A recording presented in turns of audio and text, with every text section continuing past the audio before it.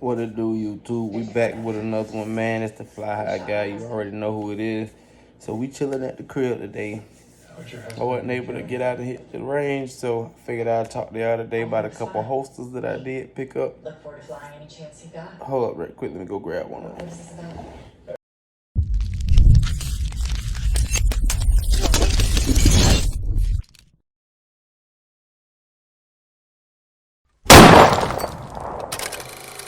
This first one, this Expo right here, it's actually a nice one. I got this one made for the Canik TP9 SF, I believe.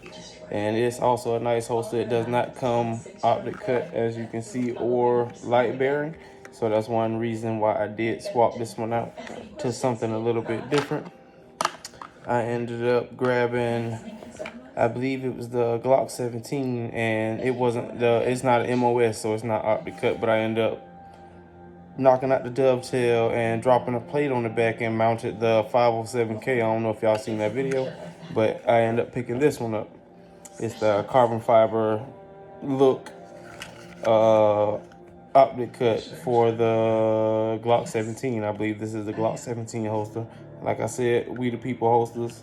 Nice holsters, man. Most of my holsters do come from them. And I'm already getting one made for the SIG P320 VTAC that I got.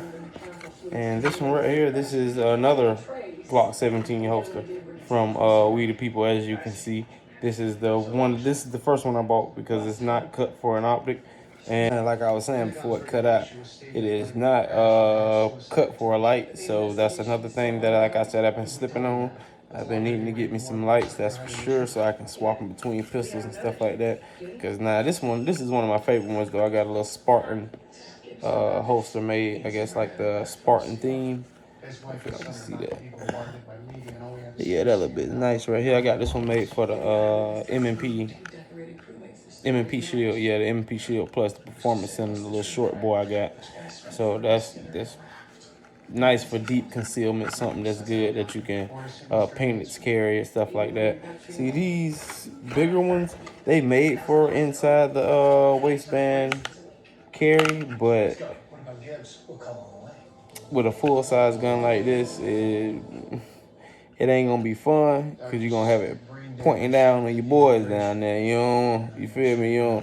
That's not comfortable sitting down with all that extra holster.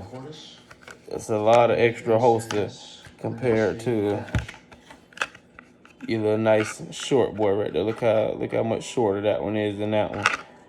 That's the thing. So that's one thing we're considering when picking out a holster. You definitely want to get you, if it depends on what you're rocking. If you're rocking a red dot, you want one that's optic cut. See how I got that little indentation cut into it, unlike that one right there. Trying to see it, make sure I can show y'all. You can definitely see it better on the back. See how mine cut up there on the top and this one just flat right here.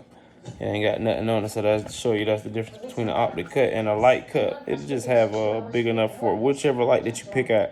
So you definitely gotta make sure you do your research and pick out the right light cut for your holster. You don't wanna have a Surefire light and then you pick a holster with the light cut for a Streamlight or an Olight or something like that, and you get it don't fit.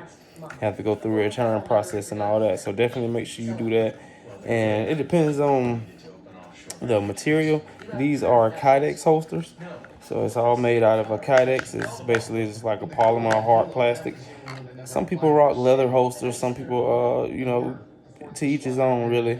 It does have the tension screws where you can tighten it down and loosen it if need be, if you need it loosened or tightened. Also has it right there too, so you can tighten them down and stuff like that. So We the People holsters is one of the better ones for me, anyways. I prefer them. No, that's one of the people that I've been dealing with. There's a lot of other manufacturers out there. Don't get me wrong. We the People holsters is not the only people. So definitely check them out though, and you just kind of do your research and search around on what you really want. And I done end up getting rid of my Canik, so I don't even need this holster anymore. Well, one of my Caniks. But yeah, This is a nice holster too, though. I haven't had any problems out of it. This was a cheap Amazon holster. I think I paid like $15 for it, something like that. It might have been like $30 though, to be honest. And We the People holsters, they like $35, but they nice, sturdy. They don't flex on you too much, and I haven't had any problems with them, man. I be running up and down the range and stuff like that, pulling from concealed carry, trying to get on target, doing little drills and stuff, and they run for me just fine. So I definitely think that's one thing you should check out when picking up you holster for your concealed carry gun. Just like I said, man, do your research, figure out what you want to do. So that's another thing I was finna tell you about these like this. This is something I would carry on my hip instead of concealed. I mean, not concealed, but instead of appendix carry. Because, well, it depends on if you're trying to go concealed or if you're at the range or something. See, if I'm at the range or something, I just put this on my hip. It's still inside the waistband, but it'll be basically a little more visible, and you're at the range, you're not really trying to conceal it. But now you can always keep your M&P or whatever you like, whatever your carry gun is, keep it in this, concealed in your appendix, and you can have this on your hip at the range. That's what I usually do. I always carry my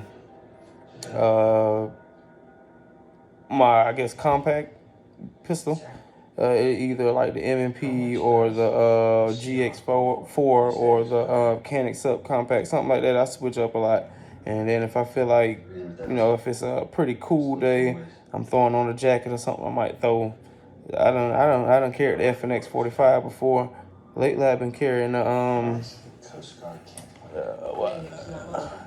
It's actually on the table right there, or I think I actually moved it because my daughter's was in here. So I think I put it on the table right there, yeah. It's on my little table in the kitchen, but I've been carrying the SIG lately. The P320 VTAC with the Hollison 507K. That's a 17 round full size pistol. And because it's been pretty cool lately, so I can carry that pretty nicely concealed-ish.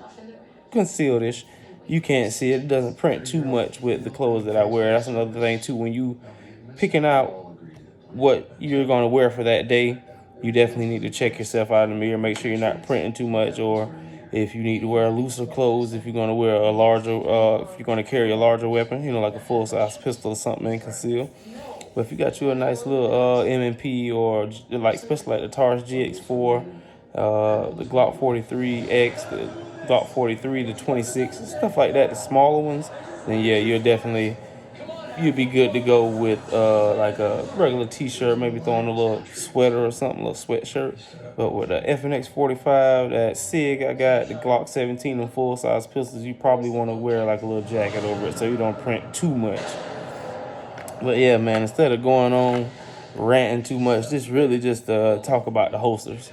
So when you go pick out you a new holster, my main thing is research. That's why I learned everything that I've known in this past year. Like I said, I've only been doing YouTube for a year, and I've learned everything that I know just by researching what I like, what I see some of the bigger YouTubers like, some of the smaller channels in between, just kind of look around and see what you can find and pick out what does best for you. But man, as always, man, y'all stay safe, and other than that, we out.